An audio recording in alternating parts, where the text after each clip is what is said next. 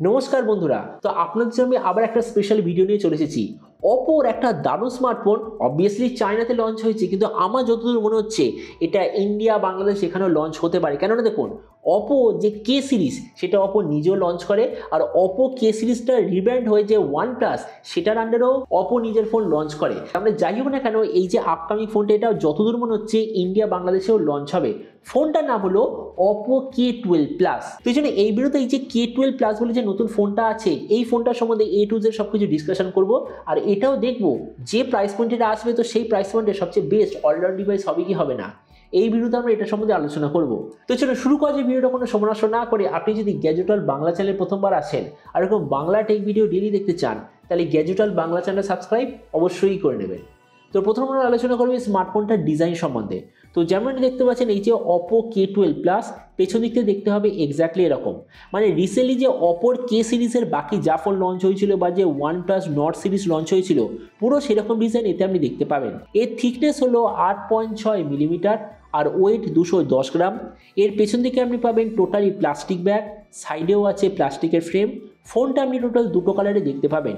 Display দিক থেকে এতে আছে 6.7 inch full HD plus 120 hertz 10 bit flat AMOLED display, তার সঙ্গে 240 হার্জের টাচ সার্ভিং রেট, 2160 হার্জের পিডানো ডিমিং রেট, 1100 নিটসের brightness, 20:9 aspect ratio, 94% screen to body ratio. আর ডিসপ্লে যে সার্টিফিকেশন সেটা হলো HDR10+ সার্টিফিকেশন। তবে এর সঙ্গে কোন ব্র্যান্ডেড গ্লাস প্রোটেকশন হবে কোনো প্রপার ইনফরমেশন নেই। তার মানে সোজা কথা বলতে গেলে যে প্রাইস পয়েন্টে আসছে সেই হিসেবে ডিসপ্লেটা সত্যিই খুব ভালো। প্রসেসরের দিক থেকে এতে আপনি পাবেন স্ন্যাপড্রাগন 7 Gen 3 5G প্রসেসর, যার সঙ্গে অপো তরফের কাছে একটা কুলিং সিস্টেম আপনি দেখতে পাবেন। ক্যামেরার দিক থেকে আছে 50 আর 8 মেগাপিক্সেলের ডুয়াল রিয়ার ক্যামেরা, সঙ্গে 16 মেগাপিক্সেলের সেলফি।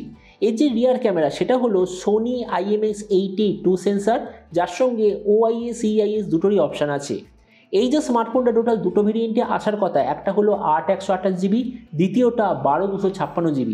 র্যামের কোয়ালিটিটা LPDDR4X, মেমোরিতে আছে UFS 3.1, যেটার সঙ্গে কোনো ধরনের ডেডিকেটেড SD কার্ড স্লট নেই। ব্যাটারিতে আছে 6400 mAh ব্যাটারির সঙ্গে 80 ওয়াটের চার্জার, আর কানেক্টিভিটি হলো USB Type-C।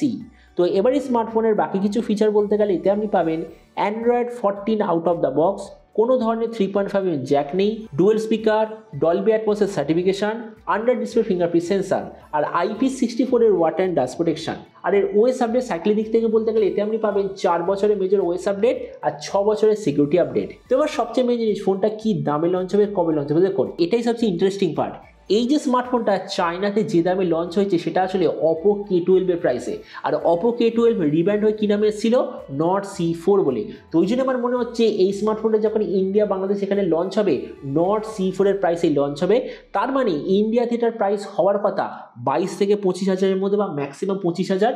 আর আপনাদের ভিডিওটা বাংলাদেশ থেকে দেখে থাকেন, বাংলাদেশে লঞ্চ হওয়ার কথা 40,000 বাংলাদেশি টাকার আশেপাশে। তো এবার সব ভিডিওর মধ্যে আপনাকে জানাবো এই যে স্মার্টফোনটা আসতে চলেছে এটা কি প্রাইস পয়েন্টের মধ্যে সবচেয়ে বেস্ট, নাকি এর চেয়ে বেটার অন্য কোনো স্মার্টফোন অ্যাভেলেবেল আছে। দেখুন আমরা যদি এই মুহূর্তে 25,000 টাকার আশেপাশে দেখি, তো এর সঙ্গে কম্পিট করার মতো প্রচুর ফোন অ্যাভেলেবেল আছে। তো আমরা যদি সবকটা ফোনের সঙ্গে কম্পেয়ার করি, প্রথমত ডিসপ্লে, এই দিক থেকে আমি ডিসপ্লেটাকে বলবো অ্যাভারেজ। কেননা দেখুন কম্পিটিশন কি দিচ্ছে, ডুয়েল কার্ভড, কেউ কেউ দিচ্ছে 1.5K ডিসপ্লে, সেখানে এরা কি দিচ্ছে ফ্ল্যাট ফুল HD প্লাস ডিসপ্লে। তো এই জন্য এই দিক থেকে মানে ডিসপ্লে দিক থেকে বলতে গেলে অ্যাভারেজ। প্রসেসর, এই দিক থেকে আমি এটাকে গুড রেটিং দেবো। কেননা দেখুন কম্পিটিশন ম্যাক্সিমাম কি দিচ্ছে, স্ন্যাপড্রাগন 8S Gen 3 বা Dimensity 8300 Ultra, কিন্তু বাকি যে কম্পিটিশন সবাই আপনাদের দিচ্ছে স্ন্যাপড্রাগন 7 Gen 3। তো এই জন্য সেই দিক থেকে প্রসেসরটাকে আমি গুড রেটিং দেবো।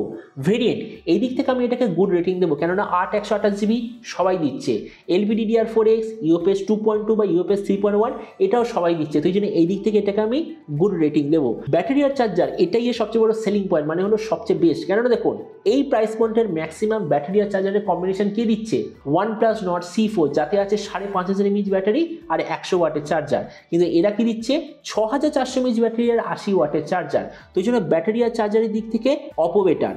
স্পিকার সবার মতোই ডুয়েল স্পিকার, আর ওএস আপডেট সব থেকে বেস্ট। কেননা এই মুহূর্তে 25,000 টাকার আশেপাশে কেউ আপনাকে 4 বছরের মেজর ওএস আপডেট আর 6 বছরের সিকিউরিটি আপডেট প্রোভাইড করছে না। তার মানে দেখুন ভিডিও লাস্টে আমি জাস্ট এটাই বলবো, যদি স্মার্টফোনটা বাই চান্স ইন্ডিয়া বা বাংলাদেশে লঞ্চ হয়, তো আমার মতে মনে হয় যে প্রাইস পয়েন্টে এই মুহূর্তে নট C4 বলে ফোনটা অ্যাভেলেবেল আছে, সেম প্রাইস পয়েন্টে এই অপোর নতুন ফোনটা হবে একটা দারুণ অলরাউন্ড চয়েস। তো এবার আপনি নিচে কম সময় অবশ্যই জানাবেন এই যে অপোর নতুন ফোনটা যে আসতে চলেছে, তো আপনি কি এই দামে এটা নিতে চান নাকি অন্য কোনো স্মার্টফোন আপনি দেখতে চান? এটার সম্বন্ধে নিচে কথা বলতে আমাকে একদমই ভুলবেন না। তো চলো দেখা হবে আগামীকাল একটা টেক ভিডিওতে। Till then stay tuned, always remember, think positive, be positive. Thank you.